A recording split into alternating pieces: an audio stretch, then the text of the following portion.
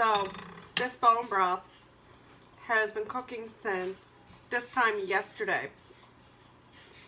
So it's been over 24 hours.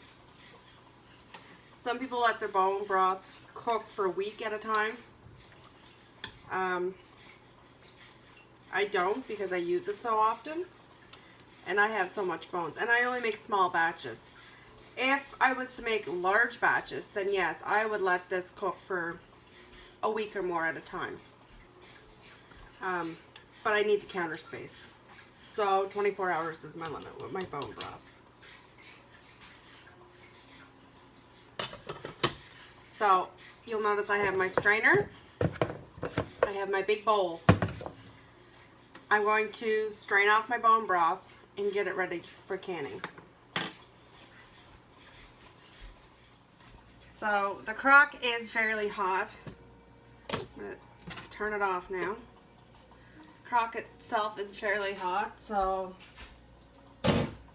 I got oven mitts to grab it. I have my bowl and my strainer set up. Can you pick that up, please? Don't know what that was, but it went flying. It was the little packaging. Okay, throw it in the garbage, please. It's no good.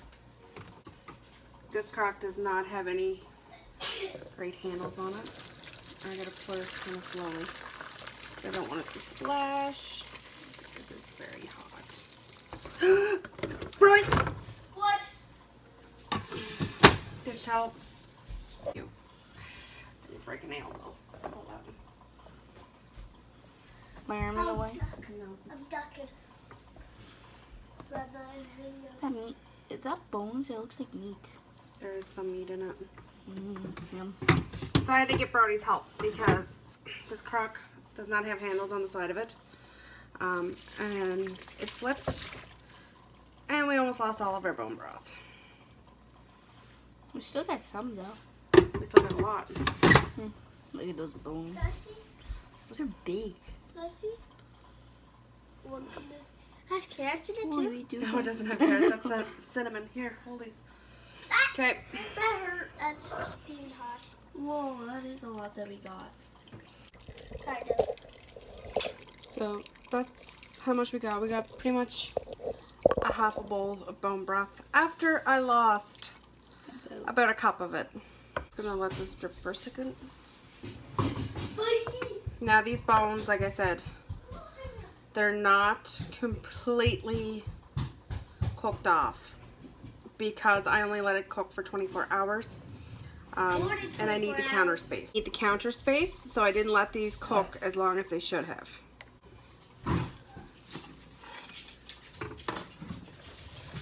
Now I'm going to basically skim the broth for all that fat. Now that I emptied that,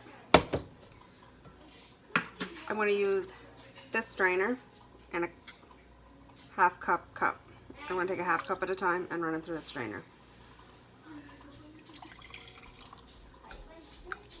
So this is getting a double straining.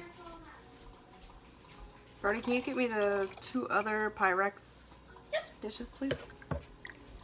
So these hold 2 cups at a time. Got one Pyrex. Just pick the other. Yep, the other one's on the table. Okay.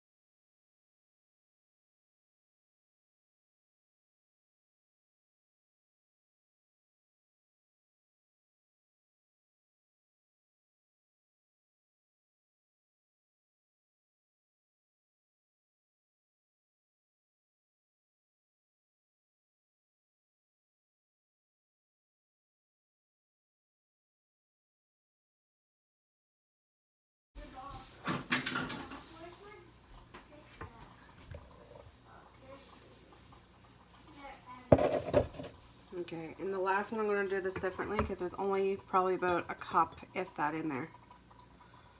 I'm just going to dump the bowl.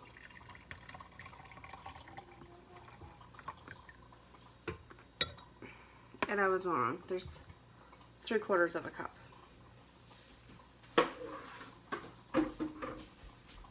So now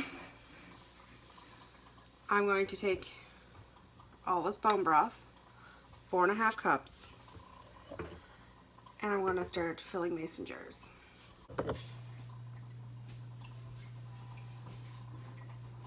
My canning funnel in my jar, plus my strainer. I'm going to do a strain as I pour. I will wash my strainer, so it'll even take more sediment out of my bone broth and give me the broth I'm looking for.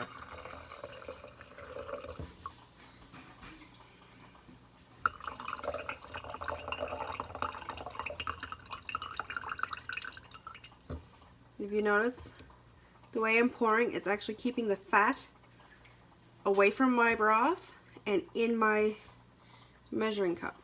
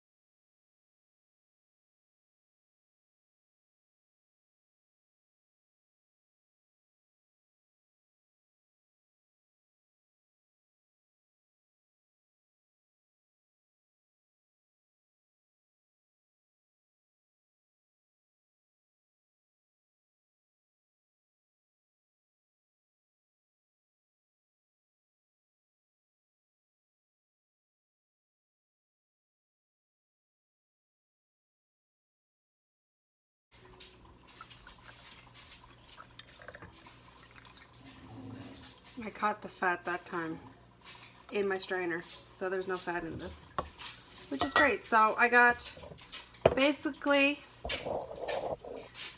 3 jars of bone broth. I had planned for 4, but I got 3.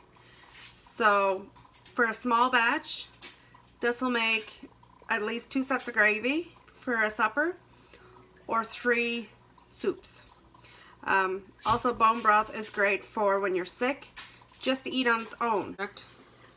You're always going to want to use new lids. So, just to prove, I always keep a box of these lids from the Dollarama on hand. These are the ones they sell at Walmart too, but they're cheaper at the Dollarama, and you get 12 in a pack. So I had 3 left. I'm going to do 3 lids, 3 brand new lids. And like you can tell, the seal's never been water bathed or canned, so the gummy part is still nice and fresh. And I have 3 rings. Now I do reuse my rings because of the fact that it's hard to buy replacement rings, so I always save my rings. In this I have a little bit of vinegar, pure vinegar, a clean cloth, and I'm going to wipe my rings of my jar with vinegar.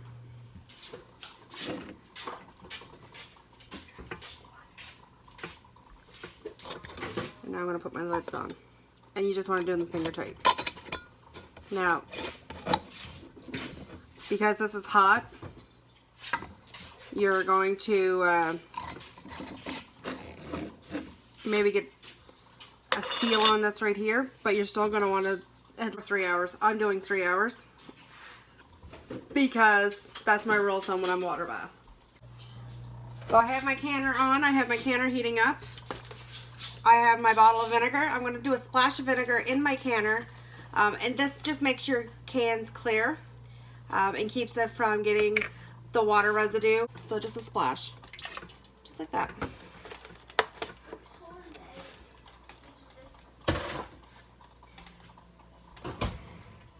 Now, because I lost my canning lid a long time ago,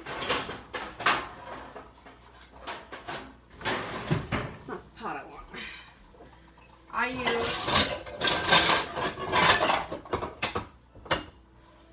a frying pan as my lid. Just an old frying pan I have laying around.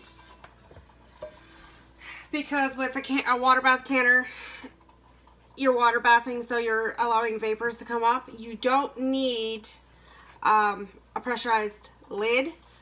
If you have a canner or a big stock pot like this, I use my stock pot as my canner because it was given to me by my grandmother, and this is what she used.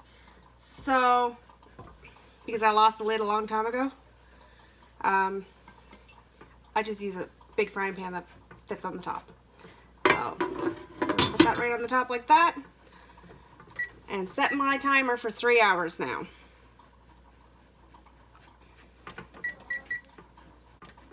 Something else I will, because as it's boiling and canning and doing the water bath process, it's going to allow steam to come out and up. Not having your fan on, it's going to come out and on your stove. And if you're like me, I have a glass top stove. I don't want that getting into the motherboard of my oven. I already fried one oven that way this year. I don't want to repeat that, so I always put my fan on.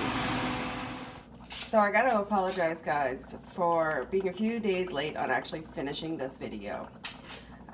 Some things came up and I didn't get to film the finalization of the canning process for the bone broth. So then it got stuck in the fridge for a couple of days, and now I got time to actually film it now.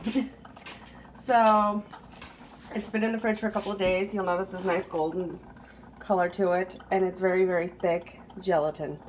I keep my bone broth in the fridge because even after it's canned, because of the fact that we use it so much.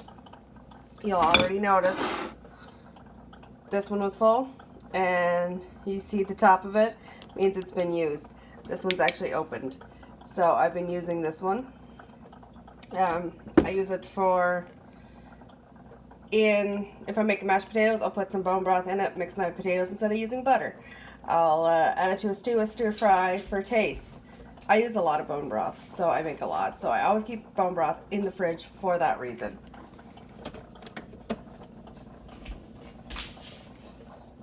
So yeah, that was the bone broth we had made together. Have a great day, everybody.